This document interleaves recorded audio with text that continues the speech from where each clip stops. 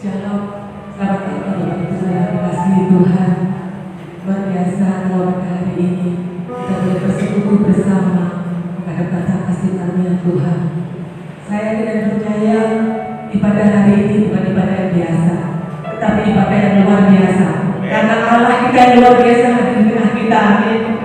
Mari kita mau satukan hati kita menghadap tahta kasih karunia Tuhan. Bapak, kami bersyukur buat hari yang baru yang Tuhan sudah beri pada setiap kami. Terima kasih Tuhan untuk setiap anugerah, untuk setiap kebaikan, pemeliharaan dalam hidup setiap kami. Kami percaya Tuhan, kebajikan dan Tuhan selalu mengikuti kami. Terima kasih Bapak. Inilah saatnya kami mau mengucap syukur buat setiap segala sesuatu yang Tuhan sudah sediakan bagi setiap kami. Ini hidup kami Tuhan, di penyembahan kami persembahkan di dalam nama Tuhan Yesus Kristus. Haleluya.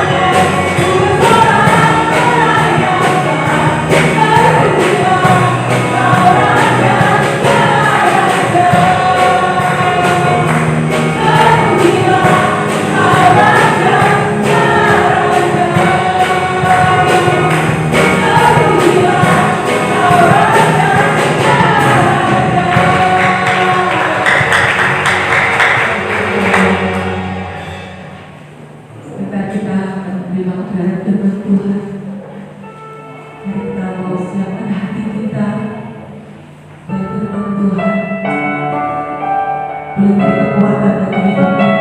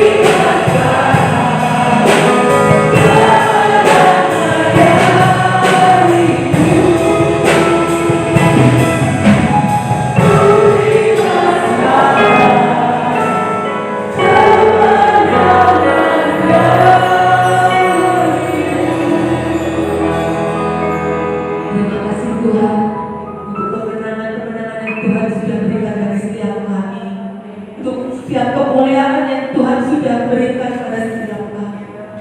Terima kasih Tuhan untuk hari ini yang Tuhan sudah adakan bagi setiap kami. Tiba saatnya Tuhan, Kau membagikan firman-Mu melalui hamba-Mu. Pakai mulut lidah bibir hamba-Mu Tuhan, untuk menyampaikan isi hati-Mu, menyampaikan kehendak-Mu bagi setiap kami Tuhan. Urapi hamba-Mu, urapi setiap kami Tuhan, sehingga firman-Mu boleh menjadi kekuatan, penghiburan, bahkan pedoman bagi hidup kami Tuhan. Terima kasih Bapa, kami siap menerima kebenaran firman-Mu, dan kami mau sanggup di dalam satu nama Tuhan Yesus Kristus, Juru Selamat kami yang hidup. Haleluya, amin. Umat Tuhan, silakan duduk. Umat Tuhan, hari ini yang dilayani oleh Pak Tony, kami bersilakan.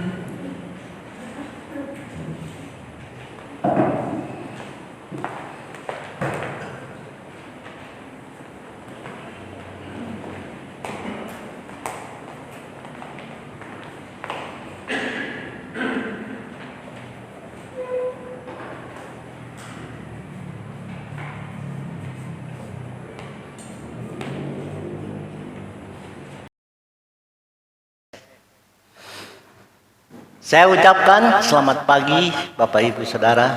Selamat kita beribadah dan bertemu di dalam kasih Tuhan Yesus Kristus. Saudaraku, mari kita buka Alkitab kita di dalam 1 Korintus 10 ayat 1 sampai 15, dan akan saya bacakan kepada Bapak Ibu Saudara dari ayat 13 sampai 14. Saya akan membacakannya, saudara menyimak.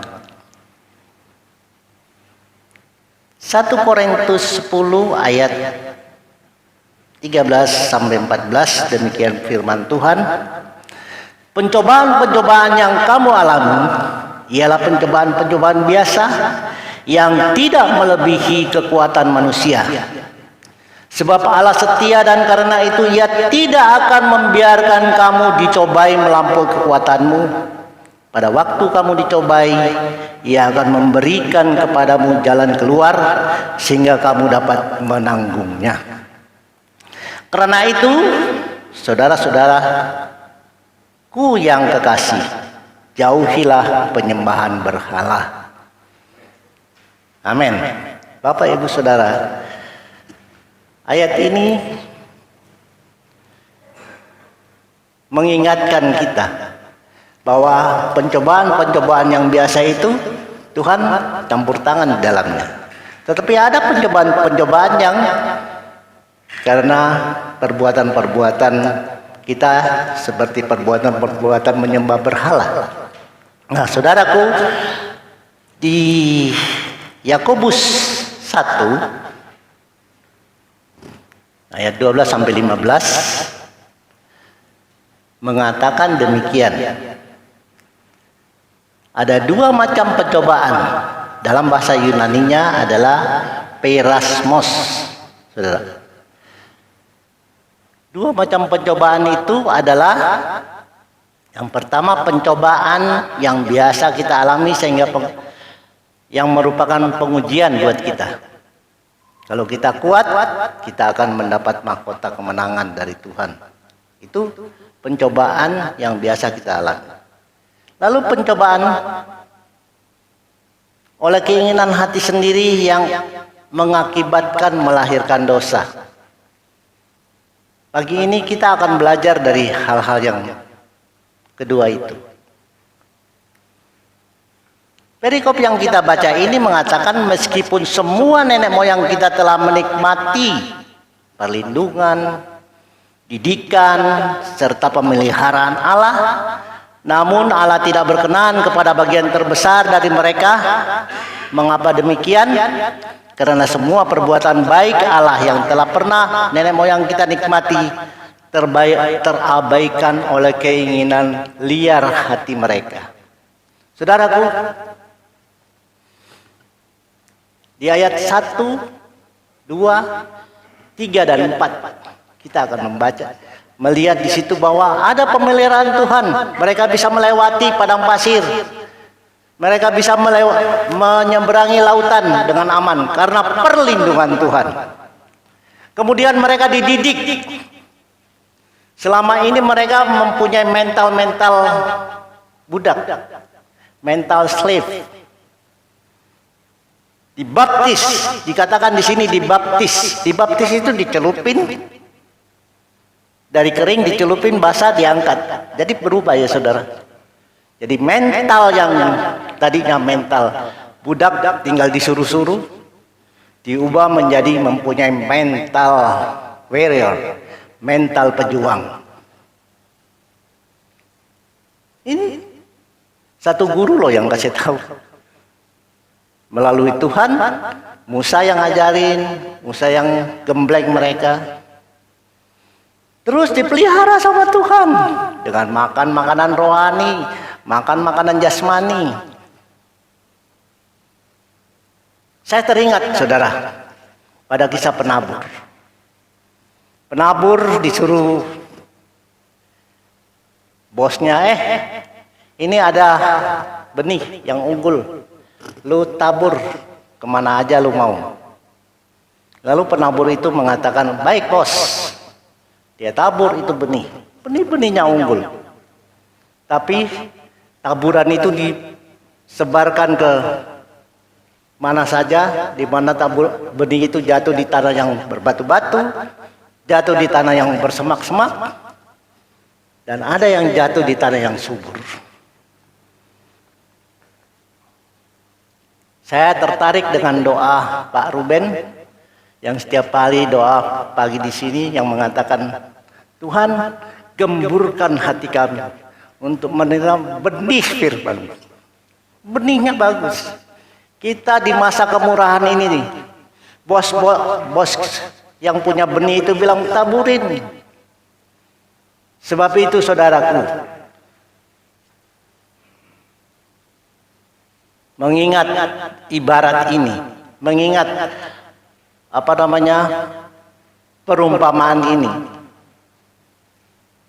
Kalau kita mau masuk dalam gereja, mari kita gemburkan hati kita. Jangan salahkan penaburnya saudara. Penaburnya menabur karena masa kemurahan ini ditabur. Dia tidak mau tahu ditabur di mana saja. Bukan penaburnya yang salah. Yang menjadi masalah adalah kita. Apakah kita pada saat mau ditaburi kita sudah gemburkan hati kita? Itu masalahnya. Sehingga kenapa? Alkitab mengatakan nenek moyang kita ini bagian terbesar dari mereka mati di gurun pasir. Terjemahan bahasa Inggris mengatakan mayat-mayat mereka berserakan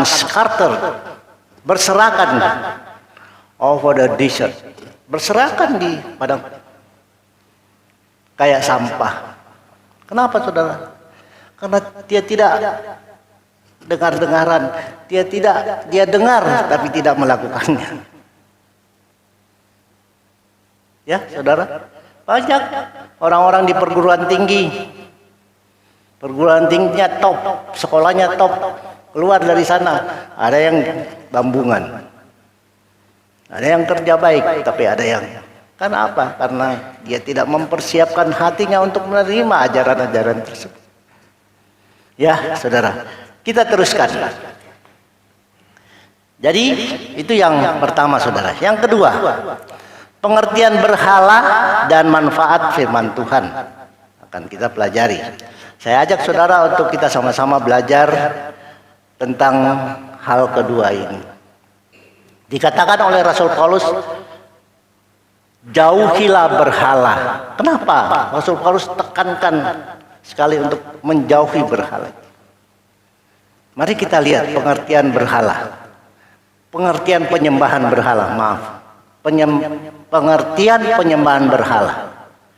Penyembahan berhala itu menurut pengertian yang ditulis oleh Alkitab adalah mengidolakan sesuatu yang pada hakikatnya bukan Tuhan. Hati-hati saudara mengidolakan sesuatu yang pada hakikatnya bukan Tuhan. Nah, mari kita belajar. Apa saja, saudara, yang Tuhan larang untuk kita idolakan, yang merupakan keinginan-keinginan hati kita. Apa saja yang termasuk dalam kategori penyembahan berhala tersebut? Yang pertama, mengidolakan keinginan hati. Markus 7 ayat 21 sampai 23 mengatakan, keinginan hati itu, jadi perbuatan jahat itu timbul dari keinginan hati, saudara. Seperti pikiran jahat, percabulan, pencurian, pembunuhan, perzinahan, keserakahan, hawa nafsu, iri hati, kemudian hujat, tukang hujat orang, kesombongan, kebebalan. Itu kata Matius 21 ayat Markus 7 ayat 21 sampai 23. Apa yang Tuhan katakan? Tinggalkan itu. Kalau kita lakukan itu, saudara, kita idolakan keinginan hati kita itu, kita najis di hadapan Tuhan. Sebab itu, saudara, jangan mengidolakan keinginan hati. Kemudian yang kedua, saudara, mengidolakan pengertian sendiri. Alkitab mencontohkan ada seorang yang punya rencana lalu ditegur sama Tuhan, hai kamu yang berkata hari ini atau besok saya ke kota Anu, kemudian setahun tinggal di sana, berdagang dan mendapat untung. Tuhan bilang, sedang kamu saja tidak tahu hari besok. Jangan besok, semenit kemudian aja nggak tahu gitu. Kok bisa kamu sok-sokan bilang begitu, berdagang dalam untung? Seharusnya, kata Tuhan, sebenarnya kamu harus mengatakan kalau Tuhan menghendakinya, saya akan hidup dan berbuat itu dan berbuat ini. Libatkan Tuhan dalam. Amsal mengatakan, percayalah kepada Tuhan dengan segenap hatimu dan janganlah bersandar kepada pengertianmu sendiri. Itu yang kita diajarkan. Sehingga kita tidak perlu, wah gua pinter, gua keluaran perguruan tinggi yang hebat, yang kayak gini mah kecil, saya bikin perencanaan sendiri. Tidak, saudara. Libatkan Tuhan di dalam apa saja, dalam segala sesuatu yang kita lakukan. Maka Tuhan akan berkenan. Tuhan akan membantu kita dalam menyelesaikan masalah-masalah tersebut. Yang ketiga, mementingkan diri sendiri. Nah, ini saudara paling banyak di antara kita. Apalagi di keluarga ya saudara. Si istri gini, bangun gerutu. Egois itu menimbulkan gerutu-gerutuan, menimbulkan sungut-sungut. Ini di dalam keluarga, si istri bilang begini di dalam hatinya, brengsek, saya bangun pagi-pagi ngurusin anak mertua sama anak saya sendiri,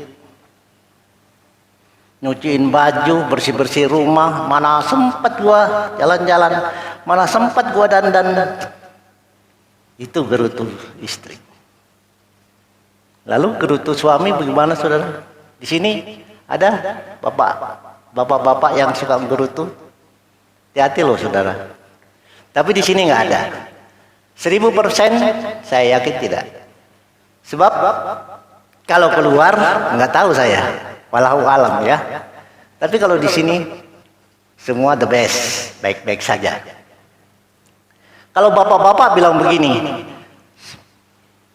pagi-pagi, aduh saya pagi-pagi saya harus bangun, kemudian meriksa motor saya ini, lalu pagi-pagi dengan udara yang ini saya naik motor berangkat ke pekerjaan. Untuk apa saudara? Untuk kasih makan anaknya mertua. Gerutunya begitu. Tapi jangan khawatir saudara. Saya punya tips. Tapi pertama-tama untuk ibu. Saya kasih tipsnya ya. Nanti bapak-bapak juga saya kasih tipsnya. Tenang aja. Ibu-ibu yang saya kasih tip, saya kasih satu cerita. Dan cerita ini cerita nyata. Ada satu keluarga, di dalamnya terdiri dari 3 orang. Bapak atau suami, istri, 1 anak. Bapaknya kerja di satu perusahaan yang nggak terlalu gede, tapi juga tidak terlalu kecil perusahaannya. Dia bagian kepala gudang. Kalau dia pulang dari kerjanya, dia tidak langsung pulang ke rumah. Dia pergi ke teman-teman lamanya, ngobrol-ngobrol, minum-minum. Nanti menjelang larut malam baru pulang dia. Tapi si istri ini, saudara, dengan penuh kasih sayang, penuh ketulusan, dia sempoyongan, dia tok-tok pintu, dibukain, diambil, dipakai. Tidak banyak ngomong, dia tidak bilang, tidak. Dia taruh di sofa, karena sudah sempoyongan, dia geletakin, dia ambilin bantal, dia ambil air hangat, dia usap-usapin. Setelah siuman dari mabuknya, kemudian ibu ini bikinin kopi hangat ke saya, kesenangannya. Lalu diminum sama. Kalau dia beli ikan, saudara, ikannya dipotong 3. Ekor, tengah-tengahan, dan kepala.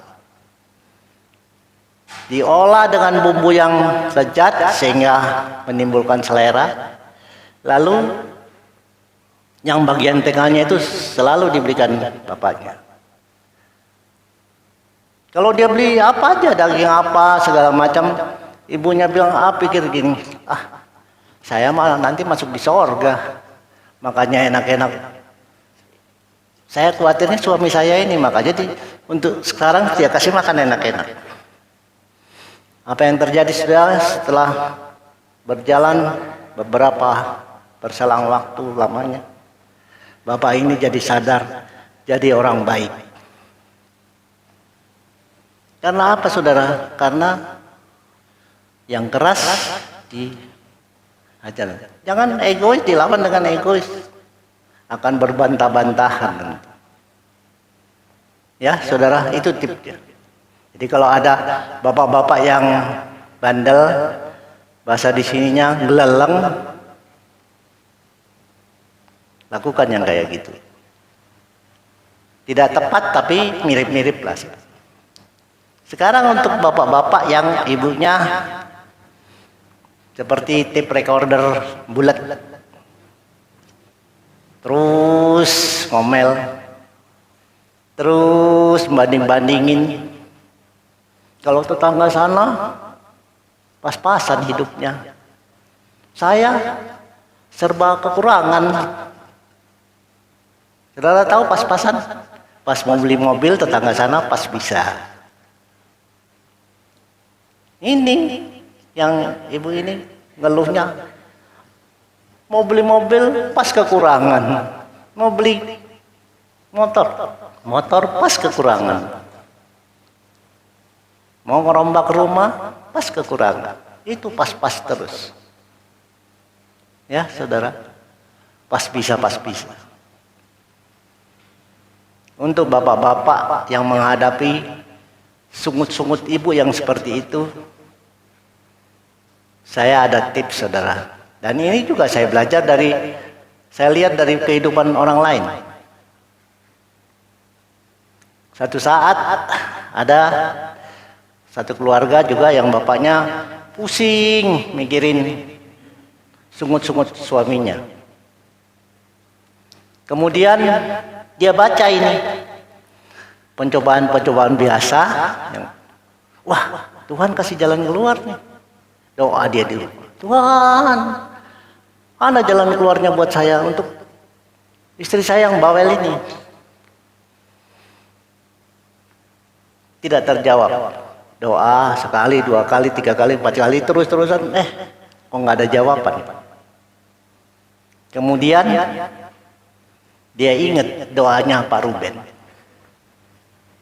Apabila 2-3 orang berkumpul di dalam namaku, aku hadir di situ. Dia gini boro-boro. 2-3 orang bini kuat ngorok terus diajak doa.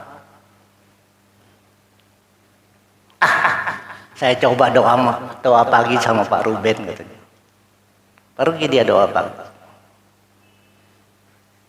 Kemudian saudaraku, Pak Ruben kasih kasih next kasih giliran. Pak Ruben kasih giliran baca. Kebetulan bacanya itu di Matius 10 ayat 16. Matius 10 ayat 16. Coba kita buka sama-sama. Matius 10 ayat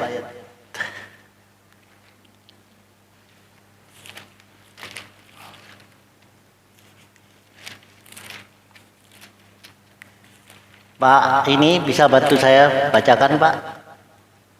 Pak Agus.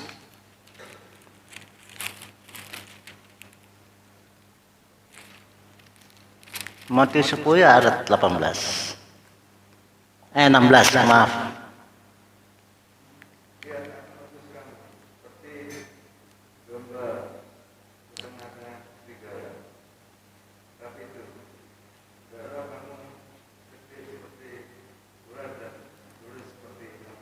Amin. Ya, saudara. Si bapak ini baca keras lagi. Dia gini. Lihat, aku mengutus kamu seperti domba ke tengah-tengah serigala. Sebab itu hendaklah kamu cerdik seperti ular dan tulus seperti merpati. Benar Tuhan. Biniku itu seperti serigala, benar Tuhan. Tapi aku mau cerdik seperti itu. Singkat cerita, bapak ini kalau pulang kerja, dia setelah buka baju kerjanya, pakai baju di rumah, dia lakukan pekerjaan-pekerjaan rumah. Dia atur meja makan, dia siapin tempat makan dengan baik, lalu dia ajak istrinya, ayo Ma, kita makan.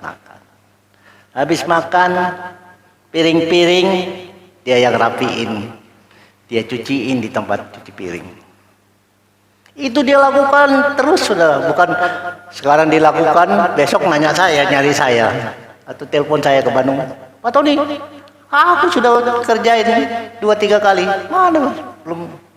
Lakukan dengan tulus. Berkesinambungan, rutin berkesinambungan. Nanti indah pada waktunya, kata pengkhotbah. Memang betul, saudara. Setelah itu saya lihat ini tetangga saya kebetulan, kok nyaman-nyaman, nggak pernah ada lagi bentrok-bentrokan itu orang, suara keras dari rumah itu. Ternyata dia lakukan. Bapak itu, ya wajarlah.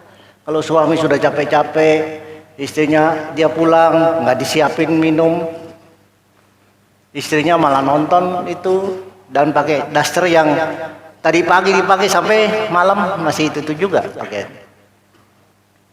Gondoklah suaminya. Tetapi bapak ini baik sekali. dia bijak, dia mau cari kebenaran, dan dia lakukan kebenaran itu, dan indah pada waktunya di dalam kondisi rumah tangganya harmonis. Jadi puji nama Tuhan. Kemudian saudara, percaya diri yang berlebihan. Ini percaya diri yang berlebihan sama dengan kisah Petrus. Ya, Petrus, Tuhan gini, nanti kamu tergoncang loh kalau saya malam ini ditangkap sama kaisar para pemuka agama, kamu akan tergoncang. Petrus bilang apa? Dia ekstrovert, saudara.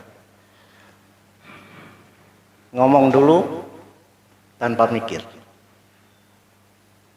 Kalau orang Sunda bilang kumaha angke, orang yang kumaha angke itu, bagaimana nanti? Dia bilang, Tuhan, nggak mungkin saya tergoncang. Kalau yang lain tergoncang, saya no, saya tidak. Apa lanjutnya? Pada saat Tuhan Yesus ditangkap, dia ketemu sama cewek, ceweknya budak lagi. Ini Om, kamu yang biasa kan sama-samaan dengan Yesus? Enggak, saya nggak kenal dia. Bener deh. Sumpah, sambar geledek bareng-bareng berani saya. Kata perempuan, enak aja gue ngajak gue sambar geledek bareng-bareng, ditinggalin. Dia lari. Wah, daripada saya ketemu ini, saya lari ke yang sepi-sepi. Ketemu lagi sama budak laki-laki. Nah, ini Om ini seringnya main dengan Yesus. Enggak, bener deh. Diajak lagi, sumpah, sambar geledek bareng-bareng. Budak laki-laki itu nggak mau. Kemudian ada rame-rame orang. Nah, rame-rame orang itu nunjuk dia. Nah, ini dia si Om ini. Sering kan kumpul-kumpul sama Tuhan Yesus. Dia nggak berani sumpah sambar geledek. Dia sumpahin dirinya sendiri. Bener deh. Mati gua mau. Ternyata apa saudara? Ayam berkokok. Karena Tuhan Yesus bilang, lu jangan pede berkelebihan lu. Sebelum ayam berkokok, kamu sudah 3 kali. Waktu ayam berkokok dia sadar, oh iya, saya sudah nyangkalin Tuhan Yesusku 3 kali. Saudara, makanya saudara, di ayat ini ada yang mengatakan, kalau ada yang merasa teguh berdiri, hati-hati, jangan sampai jatuh. Saya tadi ngobrol-ngobrol dengan Pak Agus. Pak Agus katakan, orang yang dididik dengan Pak Amin, dengan susah payah, pada jatuhan Pak Tony. Saya bilang, aduh, iya. Itu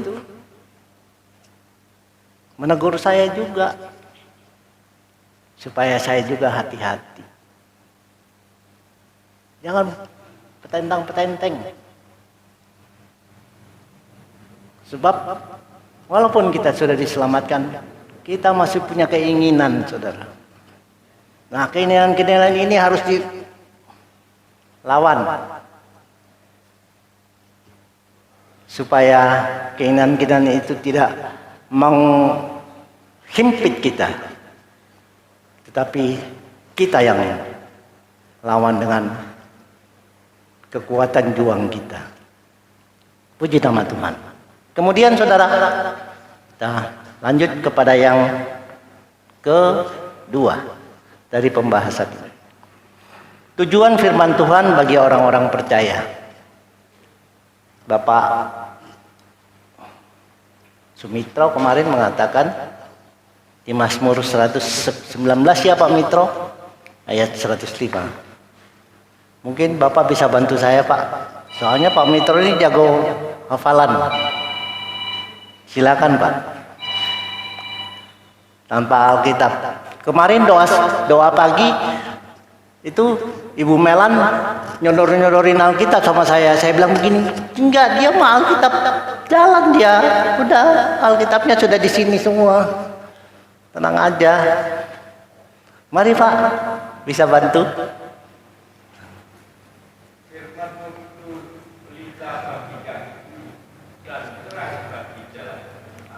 Amin. Ya saudara, jadi tujuan firman Tuhan ini menjadikan kaki kita supaya kita ada di on the track, kita di jalan yang benar, the right path. Kita ada di jalan yang benar. Karena apa? Karena ada pelitanya. Terus kalau ada di jalan yang gede ada terang bagi jalanku. Kalau jalan kita terang, kita nggak tubruk sana tubruk situ. Kita jalan. Ada batu besar, kita langkain. Karena terang kita lihat. Ya saudara, pelita bagi kakiku, terang bagi jalan. Kemudian mendidik orang. Yang kedua ya, mendidik orang percaya agar meninggalkan kefasikan dan keinginan duniawi. Titus 2:12. Itu kegunaan firman Tuhan, saudara. Kita perlu terus, makanya saudara ya, terus belajar dari firman Tuhan, terus. Sebab takutnya kita sesuai dengan nasihat dari Rasul Paulus ini, hati-hati. Kalau kamu merasa, wah, saya kuat, saya rohaniwan, kayak orang Farisi yang berdoa, ini orang siapa namanya? Pemungut bea cukai ini banyak berbuat dosa, nggak kayak saya Tuhan. Saya puasa seminggu 2 kali. Saya bayar berpuluhan, rajin. Saya ikut perintah-perintahmu, saya tidak berzina, saya segala macam yang baik-baik. Tapi nggak seperti ini. Yang ini doanya sampai karena nggak berani begini, nggak ada nunduk. Tuhan tolong, kasihan. Apa yang Tuhan katakan? Ini yang lebih benar.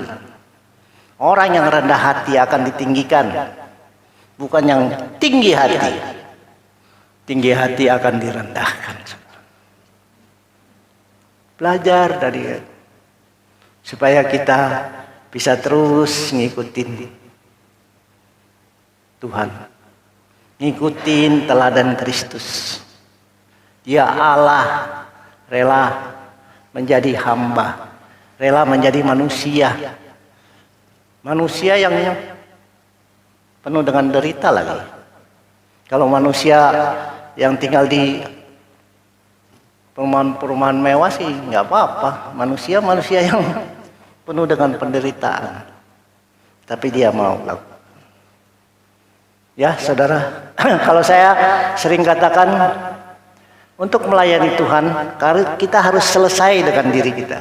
Bukan berarti selesai dengan diri kita, saya nggak mau duit, saya masih doyan duit. Saudara, kalau dikasih di lembar-lembar itu dikebut-kebutin gini, saya caplok. Apalagi yang merah ya saudara.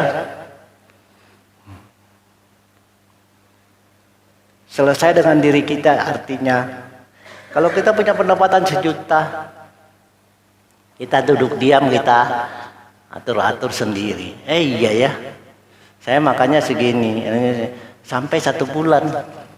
Jangan sampai tekor, minimal ipas gitu. Itu selesai dengan diri sendiri. Jadi jangan saudara si Tony selesai dengan diri sendiri, gimana sih? Saya masih butuh ini, saya masih butuh sekolahin anak. Pendapatannya Bapak, kalau bisa bantu. Ibu jualan, atau ibu punya kepintaran kayak Ibu Weni ini, akunting, cari kerja, bantu suami sehingga semuanya bisa tolong menolong. Ya saudara, sehingga kita bisa selesai. Kalau kita sudah selesai dengan diri kita ya, apapun kita bisa lakukan untuk orang yang kita kasihi. Betul tidak Pak Matius? Mana Pak Matius?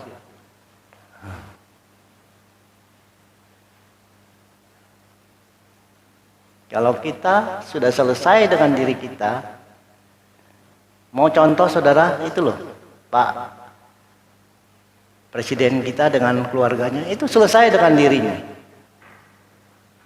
Lalu bilang oh selesai dengan dirinya, dia hidup apa namanya serba minus. Tidak, dia hidupnya biasa-biasa saja. Tapi dia atur dana-dana yang dia punya, dia atur sedemikian rupa sehingga baik, sehingga tidak mengganggu kehidupannya jalan dengan smooth. Puji nama Tuhan. Demikian firman Tuhan. Dan terakhir ya saudara, maaf, kata-kata dari Rasul Paulus yang saya sangat terkesan. Ini dikatakan, bentar saya bacakan pelan-pelan saudara.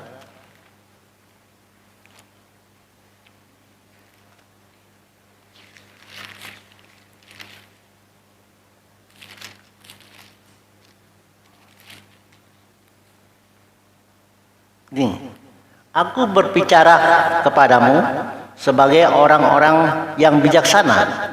Pertimbangkanlah sendiri apa yang aku katakan. Pertimbangkanlah sendiri apa yang aku katakan.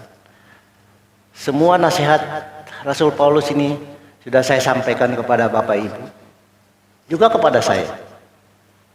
Lalu Rasul Paulus mengatakan, mengasumsikan bahwa kita ini orang-orang bijak yang tahu akan perbuatan jahat dan perbuatan baik. Tinggal kita yang milih. Apa saya mau melakukan perbuatan baik dan meninggalkan perbuatan jahat ini, atau it's given to you, it's given to me. Ya, itu tergantung kepada, sebab Rasul Paulus mengatakan, saya berbicara di hadapan orang-orang bijaksana. Nasihatnya dikembalikan kepada kita untuk menilainya. Amin. Mari kita naikkan satu pujian.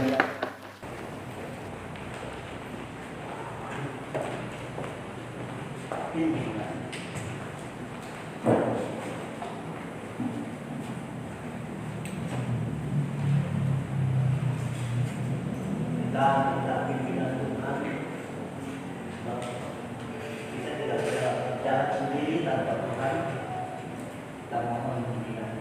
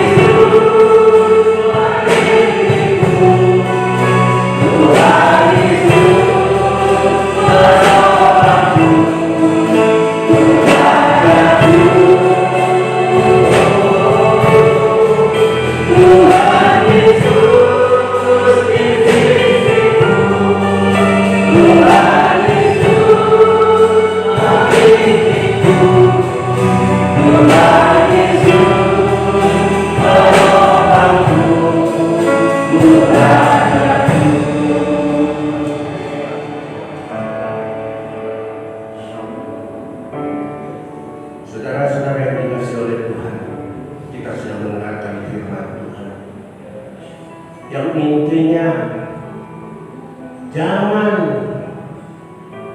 membiarkan posisi penting Tuhan di dalam hidup kita ini tergeser oleh hal-hal yang lain. Utamakan Dia, sama seperti yang terjadi bagi bangsa Israel yang telah dijelaskan Erasmus. Tuhan bertujuan untuk menguji, mendidik supaya kita semakin menjadi bangsa yang kuat di hadapan Tuhan. Tetapi ujian itu karena keinginan yang tidak baik yang Dia membuat mereka itu bersungguh-sungguh di hadapan Tuhan. Ingat saudaraku, pencobaan itu pencobaan biasa yang tidak lebih dari kekuatan kita. Kalau Tuhan sedang menguji, Dia uji kita sesuai dengan kemampuan kita. Tetapi ada ujian yang melebihi dari kemampuan kita, itu akibat dari perbuatan liar kita, nafsu-nafsu kita yang liar membuat cobaan itu bukan dari Tuhan, tetapi oleh karena keinginan kita sendiri. Karena kita terlalu mengidolakan keinginan-keinginan kita, pandangan-pandangan hidup kita, ego kita, itu menjadi berhala di dalam kehidupan kita. Biarlah firman Tuhan yang telah kita dengarkan ini menjadi renungan. Kita menjadi orang yang bijak dan mempertimbangkan itu semuanya, menempatkan Tuhan di dalam kehidupan kita pada posisi yang sangat penting, sehingga setiap langkah hidup kita diberkati oleh Tuhan. Bimbinglah aku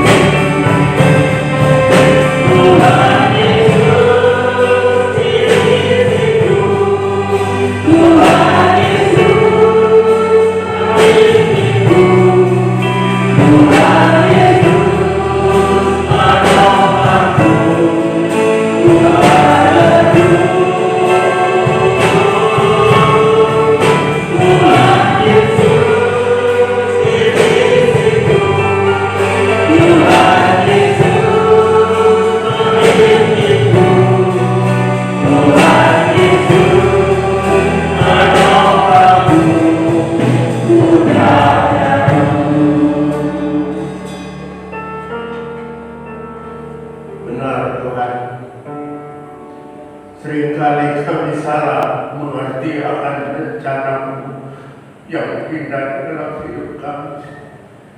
Seringkali cobaan yang Tuhan izinkan terjadi tiada lain untuk mendidik kami, Tuhan, supaya kami menjadi anak-anak-Mu yang serupa dengan Engkau. Tetapi kami sikap itu dengan sesuatu seakan-akan tidak dalam beban bagi kami, sehingga kami seringkali bersungguh-sungguh di hadapan-Mu. Ampuni kami, Tuhan, ampuni kami. Ampuni, berikan kami pengertian untuk mengerti akan rencana Tuhan yang indah di dalam hidup kami. Terima kasih buat firman Tuhan. Tuhan telah mengerti saudara Tom. Tambahkan hikmat haleluya dari tempat yang mati. Pakai dia dan saya untuk sama-sama mau melayani Engkau, Tuhan, menyerahkan seluruh hidup kami hanya untuk kemuliaan nama Tuhan. Terima kasih Tuhan Yesus memfirmankan Tuhan. Terima kasih untuk didikan, terima kasih untuk doa yang membuat kami untuk menjadi orang-orang yang berhikmat yang baik. Terima kasih Bapak, terima kasih. Menterikan firman-Mu di dalam setiap hati kami, supaya kami dapat menjadi pelaku-pelaku firman Tuhan. Terus tertarik kami, jangan tinggalkan kami terus. Kami tidak dapat berbuat sesuatu yang baik tanpa Engkau tinggal di dalam hidup kami. Terima kasih Tuhan, terima kasih. Bapa dalam surga, Bapa doa untuk bangsa dan negara kami. Tuhan mengetahui situasi semakin sulit. Dunia semakin mencintai diri sendiri. Tetapi kami bersyukur kami telah diingatkan jauh sebelumnya, sehingga kami senantiasa mau hidup bukan untuk diri kami, tetapi untuk orang lain. Kami perlu memperhatikan keselamatan orang lain dengan menerangi kehidupan mereka yang masih di dalam kegelapan. Pakai pemimpin-pemimpin kami supaya bijaksana di dalam mengatur negara ini. Tidak ada diskriminasi antara minoritas dengan mayoritas. Sesuai dengan konstitusi kami Tuhan, persatuan Indonesia harus terwujud di dalam negara kami. Pakai presiden, wakil presiden, begitu juga lembaga legislatif dan lembaga yudikatif bekerja bersama-sama untuk mensejahterakan rakyat Indonesia. Hamba berdoa juga Tuhan untuk hamba Tuhan yang saat ini melakukan pelayanan. Tuhan urapi juga mereka supaya pelayanan mereka membawa mereka bagi jemaat yang Tuhan percayakan untuk mereka gembalakan. Hamba berdoa untuk seluruh jemaat Tuhan yang hamba tidak tahu permasalahan hidup mereka, tetapi yang utama Tuhan sesuai dengan firman Tuhan, biarlah kami meninggalkan keinginan-keinginan yang menyebabkan kami menggantikan posisi penting Tuhan di dalam kehidupan kami.